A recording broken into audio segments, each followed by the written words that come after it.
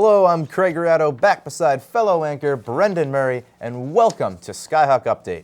Fall has officially come to Stonehill, and all of the signs are here. The temperature is dropping, the leaves are changing, and Skyhawk athletics are ramping up the intensity as we enter the teeth of the fall season. That's right, Craig, and it's great to be back here behind the desk. And this past week, we saw some tough losses, some dramatic victories, and all in front of family and friends, as it was Parents' Weekend here at Stonehill, and we'll get you caught up on all that happened. We're going to kick it off with men's soccer, and they are desperately trying to right the ship before the month of September comes to a close. They went into Saturday's match on a 5-game losing streak. They've still yet to win in the conference, and they would take the field against Franklin Pierce, trying to snap that streak. They're at home with their family in the audience. It's Parents' Weekend, and early in the half, we have a free kick for Franklin Pierce, and this is an absolutely fantastic save from sophomore keeper Adam Quella, but it comes at a heavy price for the Skyhawks, as he would have to leave the game early on, just the 10th minute with an injury. Ryan Woodcone would have to come on, and he'd get tested early and often. This is a great breakaway goal by Greg Gary for Franklin Pierce. He'd put them up 1-0, and the hits would just keep on coming. This is a great cross. The first player sliding and misses, but then Nico Mueller puts it in. He puts up Franklin Pierce 2-0. Franklin Pierce would go on to win by a final score of 3-1. Stonehill's lone goal coming off the foot of Michael Denaud. He would score in the 79th minute. Stonehill still looking to snap that streak, and they'll have their next chance against Assumption on September 25th. We head over to field hockey now. They're also trying to snap out of a funk. This time, after a loss to Bentley, they're taking on St. Mike's. It was a defensive battle early on, and goalie Elizabeth Genovese, who just put up a monster performance for Stonehill. Here she is in the first half with a great series of saves. She'd record 5 saves total and record a shutout. Late in the first half now, off the fake, it's a slap shot after the corner. It's saved. There's a mess in front of the net, but Emily Sedaris puts it in for the Skyhawks, and they would go into the break between halves up 1-0. And after the break, the Skyhawks would really take off and start to dominate early in the second half off the breakaway. This is Brittany Ford. She puts it in. She's having a great season for the Skyhawks, and they would go on to win by a final score of 3-0. Stonehill would also take on Franklin Pierce on Monday afternoon, where they would win by a final score of 4-1. Devin Ingersoll continued her big season. She's got 8 on the year. Erica Kelly scored her second, and Chelsea Fizzelli had a big day with 2 goals and an assist. Their next game's against Merrimack. We'll stay with women's athletics now and head over to the soccer field. We joined this one in the second half. Stonehill's up 1-0, but early on, after a great save on an outside shot, University of New Haven cleans it up, and they would tie it at 1. This game would go into overtime, where UNH would win by a final score of 2-1. Stonehill's lone goal came in the first half off the foot of Maddie Manning. That's her second of the year, came in the 18th minute. And Stonehill next plays on September 26th against New Hampshire. Stonehill football, unlike past seasons, is riding a wave of confidence. They hosted Assumption College on Saturday night with the possibility of a 3-0 start to their Northeast 10 conference record. They knew it wasn't going to be easy, though. Let's see how they fared. Stonehill coming out with the sway, the momentum going at WB Mason Stadium in front of a sellout crowd. But it was Assumption that struck first. Bobby Jordan in the shotgun. He's going to go up top to his big tight end, Scott Simonson. Touchdown, Assumption. They take an early 7-0 lead. A 3-and-out gives the ball right back to Assumption. Bobby Jordan looking downfield. Kevin Anderson picks him off at the 40. Anderson out over the 30, keeps his feet, breaks a tackle, and all the way down to the Assumption 11-yard line. That set Stonehill up with great field position, but they would have to settle for a Guishrock 25-yard field goal on to the second quarter. 1st and 10, Stonehill driving. Meyer fires one over the middle to John Gomes. 13 yards on the pickup. 3 plays later, 3rd and 7. Meyer threads the needle to Zaire Rife. Picks up the first down, and the very next play, Stonehill would get in the end zone for 6. Late in the second quarter, though,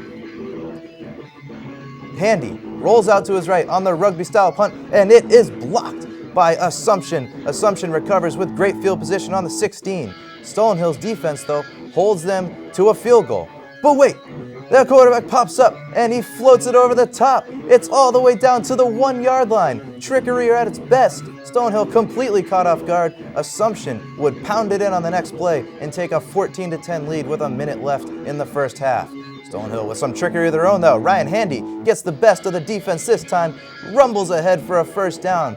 Key pickup on 4th and 2. That would lead to this. Logan Meyer standing in the pocket, under pressure, steps up, delivers, John Gomes, full extension, hauls it in. Unbelievable catch by the senior. That would set him up with great field position. 5 seconds remaining. Let's take a look at that catch, though. Full extension. Only a senior would be making that kind of play, Brendan. Great stuff from John Gomes, and that would lead to a Grieshwak 20-yard field goal. Stonehill plays it safe, takes the points, and takes a 1-point deficit into the half. We've got a barn burner. Assumption scores on their opening drive. Stonehill looking to respond. Whoops! Kevin Anderson puts the ball on the turf, and Assumption comes up with it. Assumption was rolling in the third. Stonehill's woes continuing. Dan Conrad picks off Logan Meyer. And now Jesse Hunt in at quarterback. Look out! Sonny Dillinger lays the lumber on the senior quarterback. Let's look at it. Just times this blitz perfectly. Straight up the A-gap. And Jesse Hunt's going to be feeling that one tomorrow. Logan Meyer would have to come in and pick up where he left off. How about this? A touchdown pass. Very next play to Nate Robitaille. Robitaille's second touchdown. Stonehill climbing back into it. And now going for the lead. Meyer down the field to Zaire Rife. It's off his fingertips. He can't bring it in. Stonehill will be forced to punt. And now Assumption in the driver's seat. Driving down the field. Clock winding down here in the fourth. They're getting first down after first down, just grinding it out. Stonehill's defense down to their last breath. They must hold them to a field goal just to stay in the game and keep it a one-possession ball game. Ray Bass breaks through the front line and wrestles the running back to the ground. That brings up a second down situation. Now I'm going to turn it over to the live broadcast on WSHL 91.3. This could be a ball game. This could be a ball game. This could be a difference maker in your whole season. They're going to be looking for the big man. Check it out. He picks it up to the 3. He's going. There's out to the 25. Running. Bobby Jordan's the only man to beat. He got cleaned out. Kevin Anderson still on his feet. To the 35. Makes another man miss. Still going. Did he get tripped up? He's in the end zone for a touchdown. No flags on the field. Unbelievable. Unbelievable. The touchdown made it 26-24, but a botched extra point would leave the Skyhawks up only by 2 with 6 minutes remaining. Assumption had a chance. The defense of Stonehill called to action one more time. Their crowd was behind them the entire way. There they get to Bobby Jordan. And one more time, they can sense the victory. It's all but here. Bobby Jordan, looking for some fourth quarter magic, is going to get swallowed up by Brandon Weiss. Big defensive sack by Stonehill. That's going to run the clock way down, and that would bring this game to an end. Stonehill cruises at home. Actually, they didn't cruise. It was an incredibly close win. Here's what the players had to say about it. Heart. I mean, we had heart. That's what it came down to. We never backed down. We kept fighting and fighting, and we got the job done. It means a lot. I mean, we got to keep it going, keep the momentum going. I mean, like I said before, we never back down, you know? I mean, we're a great team. We're a great team. We know it. I mean, we just got to... That mentality now, Exactly. too. Exactly. We are a good team. But we won, and we talk about it all the time. We don't care if it's pretty. We don't want pretty wins. We don't worry about pretty wins. We just want wins. Coach Talley called it an ugly win. I call it survival. Stonehill has to come from behind with a little bit of luck in this one to win it late in the fourth.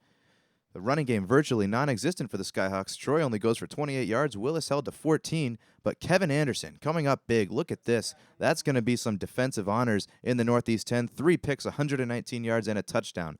Stonehill, though, dominated in time of possession by 17 minutes. They're going to have to reverse that stat if they hope to beat Bentley next week.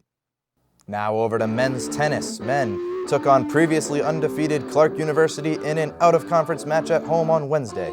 Stonehill continued their hot start to the season with a third consecutive win, final score of 6-3. Outstanding play coming from Brett Armstrong once again. Stonehill also swept doubles play, as you can see here, the combos of Eric Ringstad and Nick Heisek, Chris Martin and Jared Draw, and Thomas Alimo and Brett Armstrong. They went to work against the Cougars, winning 8-4, 8-6, and 9-7. The Skyhawks would also take care of business against Chestnut Hill by a final score of 5-4 in Philadelphia over the weekend, bringing their record to 4-0 and earning them an 8th place ranking in the ITA regional poll. Women's tennis also traveled to Philadelphia this weekend, looking to keep their perfect season intact against Philadelphia University. The Lady Skyhawks lost their first 2 individual matches of the season, but kept their undefeated fall season intact, toppling Philadelphia University by a final score of 7-2. Star play by Christy Tojman would sweep her singles matches 6-0, 6-0. The Lady Skyhawks were coming off a 4-game winning streak, but the women's volleyball team just could not sustain that momentum as they dropped both of their matches this week.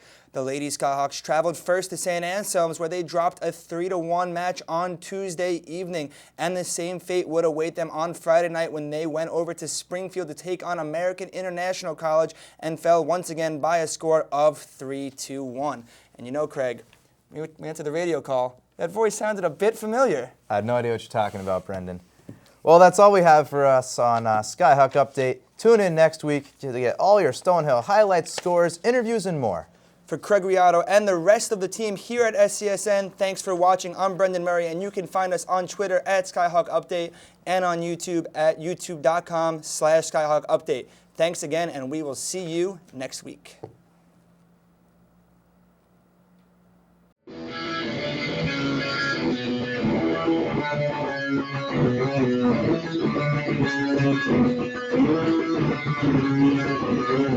you.